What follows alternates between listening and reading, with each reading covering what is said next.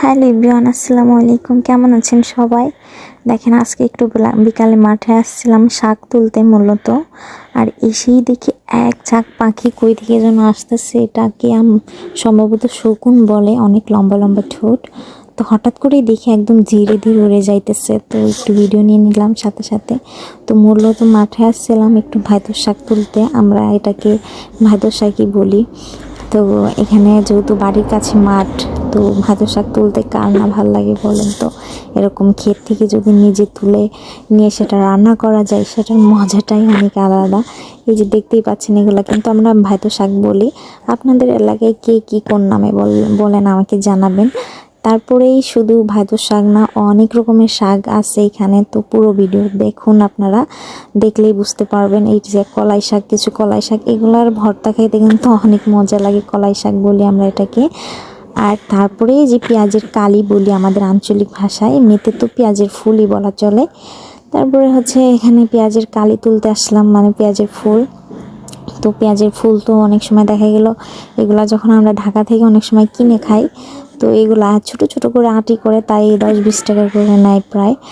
তো এখানে তো আমরা একদম কি বলে ধরা চলে এগুলা ফালানো, তাই আমরা নিজেরা তুলে নিতেছি। আম্মুরে বললাম একটু রান্না করে দিবে, আম্মু নিশ্চয়ই। তারপরে এখানে যে বললাম না অনেক রকমের শাকের সমাহার, এটা আমরা হচ্ছে কি যেন শাক, খেতাপুরি শাক আর কি। খেতাপুরি নাম এই শাকের নাম, সরি খেতাপুরি না, খেতা ঝুলি।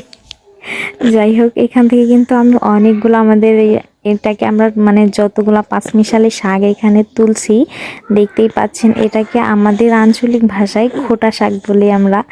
মানে এই খোটা শাকের খাওয়ার মজাটাই কিন্তু অনেক আলাদা, শুধু এক রকমের শাক না, এখানে প্রায় 5-7 রকমের শাক আছে। আর এই যে শাক দেখলে তো আমার মাথা মানে একদম হুঁশ থাকে না। পুকুর পাড়ে কিছু কলমি শাক দেখছি, ওইটা দেখে একদম অনেক রিস্ক নিয়ে, যদিও সন্ধ্যা নেমে আসছে দেখতেই পাচ্ছেন, তারপরেও এই সুন্দর সুন্দর কলমি শাক তোলার জন্য একদম পাহাড় থেকে নেমে পড়েছি। নেমে পড়ে এখন বাসায় রওনা হচ্ছি, আম্মুরে বলবো যে এই শাকগুলা রান্না করে দাও। আর এই যে রান্নাটাও কিন্তু কমপ্লিট হয়ে গেছে। আর এই শাকের সাথে এরকম শুকনো মরিচ পোড়া খেতে একদম এত মজা লাগে খেতে। এখন এটা যদিও রান্না হয়েছে গরম গরম, তো রাত্রে এই যদিও শাক খাওয়া ঠিক না, তারপরেও টাটকা টাটকা টাটকা শাক খেতে ভালোই লাগে গ্রামে আসলে। তো শাক মানে এরকম খোটা শাক একবার হলেও মিস করি না, খেয়েই যাই। যাই হোক, সবাই ভালো থাকবেন, সুস্থ থাকবেন।